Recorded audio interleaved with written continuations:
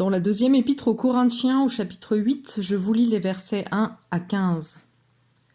Nous vous faisons connaître, frères, la grâce de Dieu qui s'est manifestée dans les églises de la Macédoine. À travers la grande épreuve de leur affliction, leur joie débordante et leur pauvreté profonde ont produit avec abondance de riches libéralités de leur part.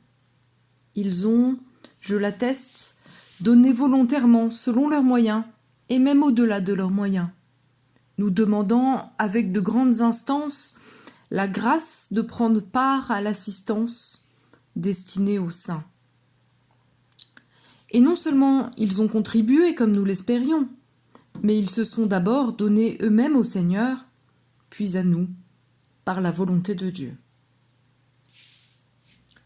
Nous avons donc engagé Tite à achever chez vous cette œuvre de bienfaisance, comme il l'avait commencé.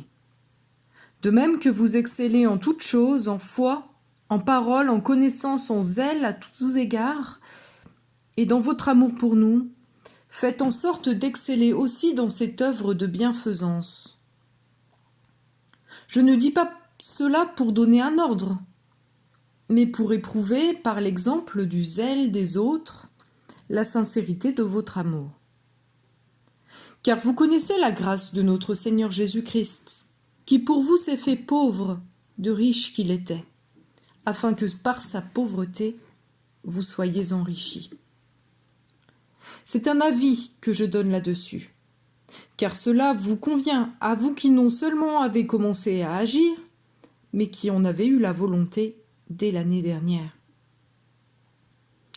Achevez donc maintenant d'agir, afin que l'accomplissement, selon vos moyens, réponde à l'empressement que vous avez mis à vouloir. La bonne volonté, quand elle existe, est agréable en raison de ce qu'elle peut avoir à sa disposition, et non de ce qu'elle n'a pas. Car il s'agit non de vous exposer à la détresse pour soulager les autres, mais de suivre une règle d'égalité. Dans la circonstance présente, votre superflu pourvoira à leurs besoins, afin que leur superflu pourvoie pareillement au vôtre, en sorte qu'il y ait égalité. Selon qu'il est écrit, celui qui avait ramassé beaucoup n'avait rien de trop, et celui qui avait ramassé peu n'en manquait pas.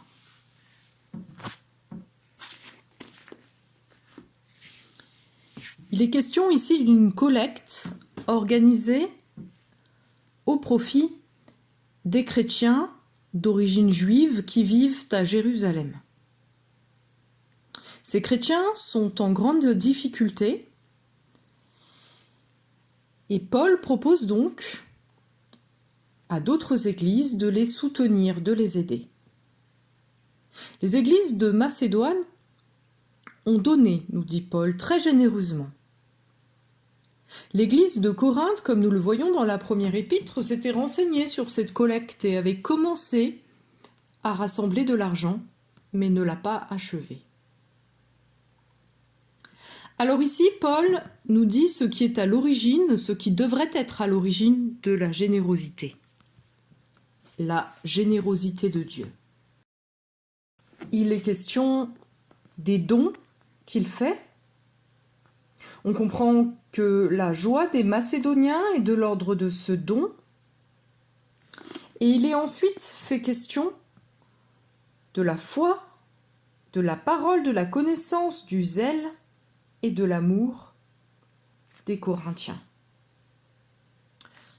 Dieu les comble de ses biens spirituels, de ses dons. Il est aussi question de la grâce, de ce qui est à l'origine de tout cela, de ce qui conduit à la réconciliation avec Dieu. Nous trouvons cela au verset 9. Vous connaissez la grâce de notre Seigneur Jésus-Christ, qui pour vous s'est fait pauvre, de riche qu'il était, afin que par sa pauvreté, vous soyez enrichis. En Christ, mort et ressuscité pour nous, nous sommes réconciliés avec lui, en lui. Nous avons tout, alors nous pouvons donner. Et puis il est question d'une autre grâce ici, de manière peut-être un peu plus discrète. Nous retrouvons ça au verset 15, alors qu'il est question de la manne. C'est en effet le livre de l'Exode, chapitre 16, verset 18, qui est cité ici. Celui qui avait ramassé beaucoup n'avait rien de trop, et celui qui avait ramassé peu n'en manquait pas. Ce verset, donc, fait référence à la manne. Le peuple d'Israël, lorsqu'il était dans le désert, n'avait rien à manger, et Dieu a fait tomber du ciel la manne, le pain du ciel, tel qu'il est nommé dans l'évangile de Jean. En disant cela, Paul suggère que les églises de Corinthe et de Macédoine, qui sont des églises d'origine païenne, bénéficient des biens qui étaient réservés avant à Israël. Nous pouvons trouver en Ésaïe 56, versets 6 à 8, une référence à cela. C'est une prophétie qui annonce les étrangers qui s'attacheront à l'Éternel pour le servir, pour aimer le nom de l'Éternel, pour être ses serviteurs, tous ceux qui garderont le sabbat pour ne point le profaner, et qui persévéreront dans mon alliance, je les amènerai sur ma montagne sainte, et je les réjouirai dans la maison de prière.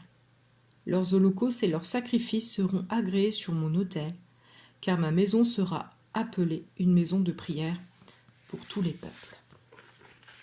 Il est annoncé ici un temps où les nations païennes offriraient des offrandes à Jérusalem. Et Paul ici suggère que ce temps est venu. Et c'est une grâce merveilleuse pour les païens de pouvoir entrer dans cette relation avec le Dieu d'Israël et de pouvoir donner. Nous pouvons aussi trouver une référence à cela en Romains 15, versets 27 à 28. Maintenant je vais à Jérusalem pour le service des saints, car la Macédoine et l'Achaïe ont bien voulu s'imposer une contribution en faveur des pauvres parmi les saints de Jérusalem. Elles l'ont bien voulu, et elles le leur devaient. Car si les païens ont eu part à leurs avantages spirituels, ils doivent aussi les assister dans les choses matérielles. Voilà donc le modèle d'une générosité qui déborde de la générosité de Dieu. Dieu se donne, alors nous nous donnons à lui dans l'obéissance. Comment peut-on aujourd'hui manifester cette générosité qui s'ancre sur la générosité de Dieu dans l'Église ?